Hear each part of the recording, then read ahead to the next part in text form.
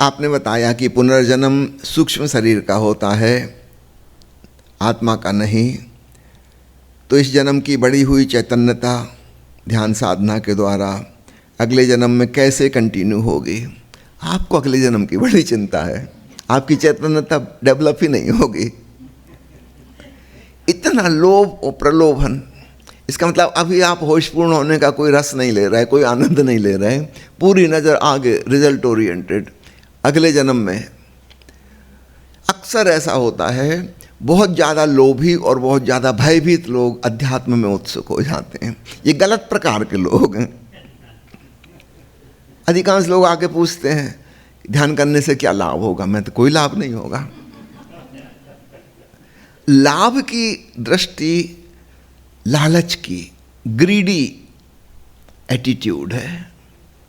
संसार में ठीक, आप पूछो ये काम क्यों करें, व्यापार क्यों करें, नौकरी क्यों करें, आजीविका उपार्जन होगा। अगर ना होता हो, अभी एक महिला से मैंने कहा कि आप रिटायर हो गई हैं प्रिंसिपल के पद से, कभी कभी स्कूल चली जाए करें, कुछ काम कराएं करें, कुछ सलाह दे आए करें। पहले आप तनख्वाह लेने के लिए जा रही थी, जैसी तनख्वाह मिलनी बंद हुई आपने काम बंद कर। काम में कोई रस ही नहीं था, उसके द्वारा हमें कुछ और प्राप्त करना था, उसमें हमारी रुचि थी। ध्यान के साथ ऐसा नहीं चलेगा। संसार में तो ठीक है, आप पहुंच भी गई स्कूल तो वहाँ की मौजूदा प्रिंसिपल आपको गेट आउट कर देंगे कि हमारे काम में टांग ना अड़ाओ। संसार में ठीक है, हम कुछ भी चीज़ करते हैं तो किसी लक्ष्य की खातिर करते हैं।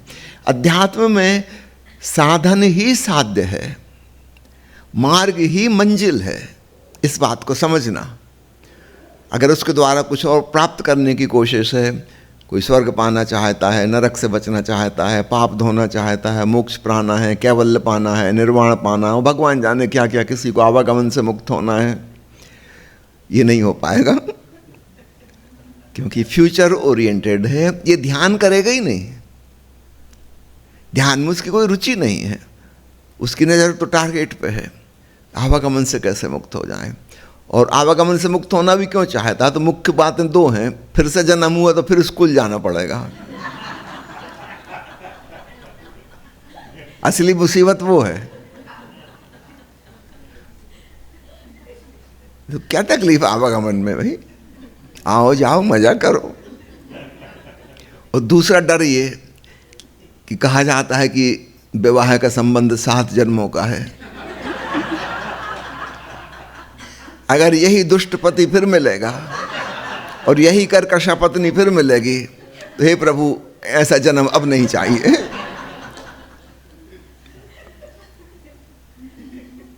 आपको जीवन जीने की कला नहीं आती, इसलिए इतनी दुष्टता और कर्कश वाणी और जीवन नरक बना रखा है आपने। किंतु जब तक आप ये कला सीख नहीं लेंगे, आवागमन से मुक्ति नहीं मिलेगी। अभी फिर आना पड़ेगा। और मैं पक्का बता रहा हूं, यही पति पत्नी मिलेंगे। जब तक आप प्रेमपूर्ण धन्यवाद सहित विदाई नहीं देंगे,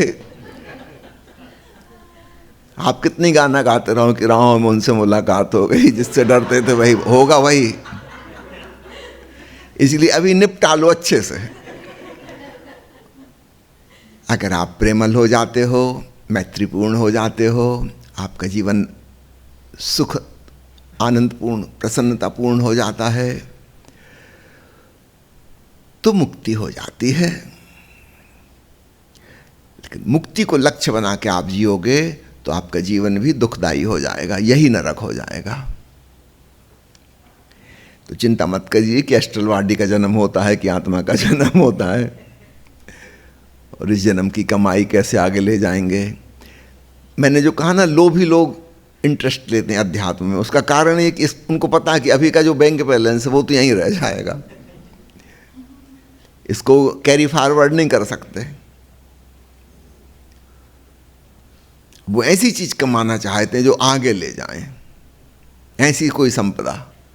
और उनको प्रलोभित करने वाले थोथे गुरु मिल जाते हैं, कहते हैं हाँ हम जो बता रहे हैं ये करो, ये तुम्हारे साथ जाएगा, ये तुम्हारे भीतर की पूंजी है। फालतू की बातों में नहीं पड़ो। लोभी लालची वृत्ति वाला व्यक्ति ध्यानी हो ही नहीं सकता।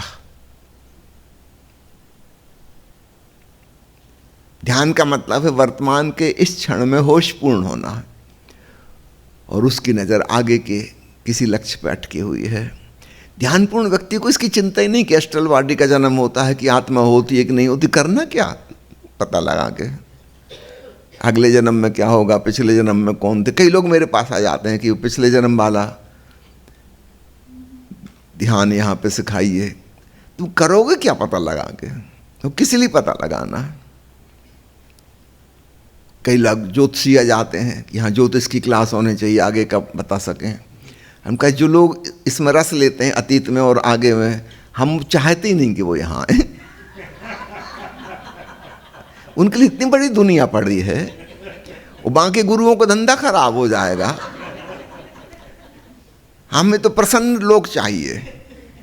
कल रात को मैं पूछ रहा था ना, अंत्याक्षरी खेलते हुए, गाना गाने का क्या लक्ष्य है। गाना गाने का क्या लक्ष्य, मजा आ रहा है। अब कोई कहे कि गाना गाने से स्वर्ग मिल जाएगा। मेनका और उर्वशी तुम्हारा इंतजार कर रहे हैं, और इसलिए अगर तुम गाना गाओ तो फिर वो गाना गाना ही नहीं रह जाएगा, वो रोना ही होगा। फिजूल के प्रलोभन में और भय में नहीं आना। ना भविष्य की चिंता करो, ना अगले जन्म की। वर्तमान के क्षण को पूर्णता से जियो। एक मित्र ने पूछा है, मोह अटैचमेंट कैसे खत्म हो सकता है, चीज़ों की पकड़ कैसे समाप्त हो। मृत्यु के प्रति जागो।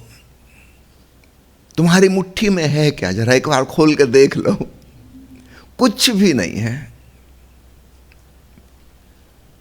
तुम कह रहे मोह से कैसे खत्म हो।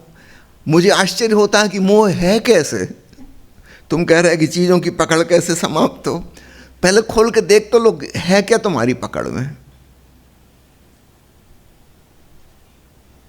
छोटा बच्चा जन्म लेता है, मुट्ठी बंद होती है कुछ नहीं, मगर एक झूठी भ्रांति तो है कुछ है। वृद्ध आदमी जब मरता है, खुले हाथ जाता है, जिंदगी भर में क्लियर हो गया, कुछ नहीं है। छोटे बच्चे बड़ी आशा से, उम्मीद से आते हैं, बड़े बड़े सपने संजोते हैं,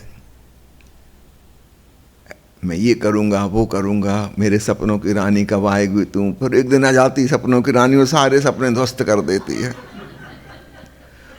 फिर जो चाहा था उसमें काफ़ी कुछ हो जाता है, मेहनत करोगे तो हो ही जाएगा। अगर तुम जब भी देखोगे भीतर पाओगे खाली के खाली। दुनिया जिसे कहते हैं जादू का खिलौना है, मिल जाए तो मिट्टी है, खो जाए तो सोना है। यहाँ सोना बस दूर से चमकता है, पास जाओ तो सब राख हाथ में आती है। तो मैं नहीं कहता पकड़ को छोड़ने की कोई विधि, मैं कितनी कहता हूं कि होश में आओ, जरा देखो तुम्हारी पकड़ में है क्या।